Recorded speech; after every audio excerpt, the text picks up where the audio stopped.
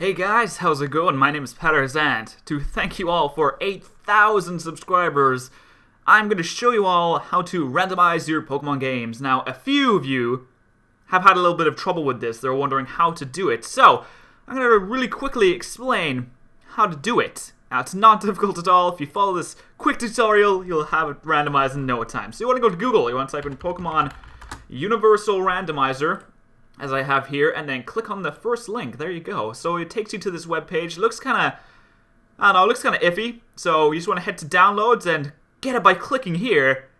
So you can just, you know, just go ahead and click. After you've clicked, it should download. So once it's downloaded, as you can see my desktop here with a little Big Daddy in the background. Look at you, Big Daddy. What are you doing? Anyway, tutorial. Yes, tutorial. Sorry about that. You should have this file right here, I believe. This is what should come out. Alright, so you got your randomizer here. You just open the randomizer, and then it will appear, as always, of course. Open a ROM. You're going to need a ROM for this. If you're wondering where to get ROMs from, because I've had a few people ask me where to get ROMs from, usually sites like CoolROM and things like that are good for downloading things. So, you know, just go on those kind of sites and search for whichever ROM you would like. I have a Pokemon Soul Silver.nds ROM right here. If it has to have like .nds if it's a Nintendo DS game, and .gba I think if it's a Game Boy Advance game. So there's that. So I'm gonna open this in the Universal Randomizer. You know the best part of this Universal Randomizer? It works on any main Pokemon game, from Pokemon Blue and Red to Black and White 2. It's gonna work on it. It's amazing. Probably not X and Y. No, not X and Y. So let me just take you through this Universal Randomizer I have right here. As you can see, it's got a lot of options. It's looking pretty confusing right now, but it's okay. It's okay. I'm going to explain this. First thing you want to do is remove trait evolutions, because fuck, if you don't, then you're not going to get a Golem, you're not going to get an Alakazam. It just makes it evolve at a certain level. If it's a level-based evolution, yeah. So, yeah. There's that. It'll evolve at a certain level. It's probably like 36 or 38 or something. Something, you know, reasonable.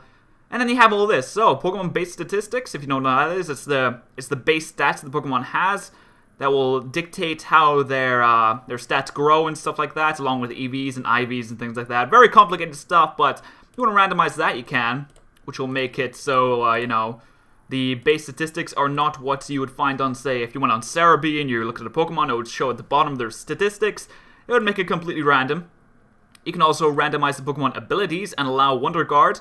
You're probably not going to want to do that because Wonder Guard's a pretty annoying thing. And you have the starter Pokemon. You can totally customize which ones you want. As you can see, I have Soul Silver, so it's starting off with Chikorita, Cyndaquil, and Totodile. So you can just choose whichever one you want. I want a Misdreavus right there instead of a Chikorita, because fuck Chikorita. Or you can just randomize it completely, or random with a basic Pokemon that has 2 evolutions like the normal starters would. So, say, like, I don't know, Caterpie that has 2 evolutions, that has Metapod and Butterfree. So there's that. You can randomize the Pokemon types to completely random, or to follow the evolutions. There's a plane, or jet, something flying overhead, so I'm sorry if you could hear that. You can randomize the Pokemon moveset, preferring the same type so you get the stab bonus, or completely random.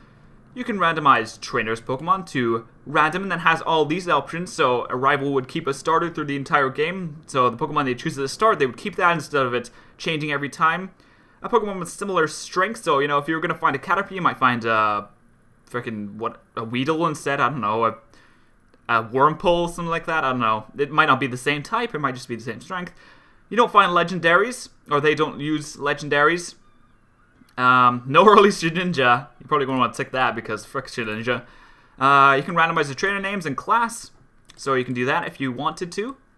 And here's the main thing right here, the wild Pokemon. Now this is what, if you're going to do a randomized Nuzlocke, this is pretty much what, you know, the main thing you're going to want to do is. If you're not going to do anything else, you're going to want to do this.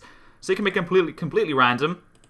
Area 1-to-1 mapping, so if, say, you were in Viridian Forest and you might find a Caterpie there, it might change to a Pidgey, I don't know, anything else.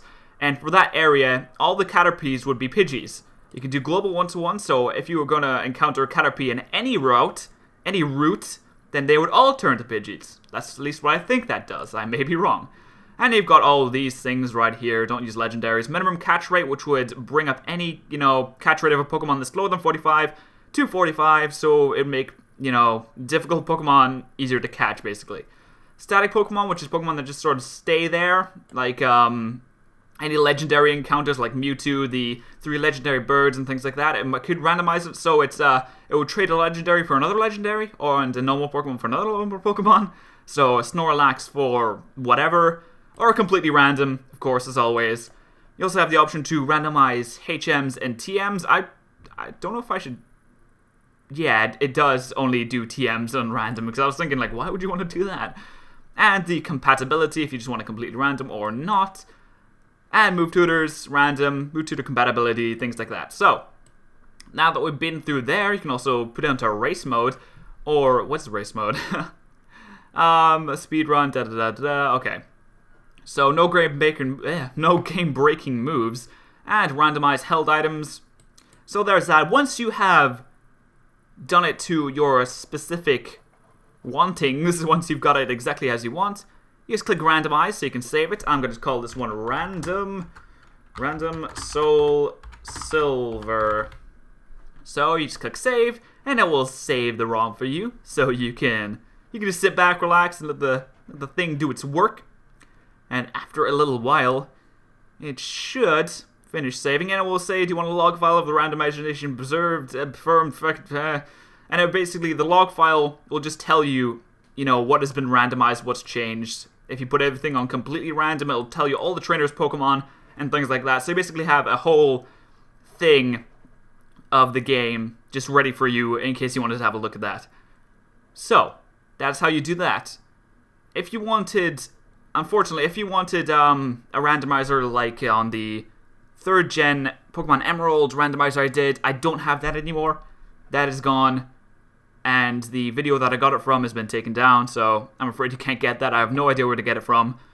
So if you wanted those starters randomized like in the Emerald randomizer I did, then you're going to have to find it yourself. I have no idea where it is. I don't think I have it anymore either. So, there you go. That's how to randomize Pokemon games. It's really not that difficult if you know what you're doing. You follow steps in the video. So thank you very much for watching, and thank you for 8,000 subscribers.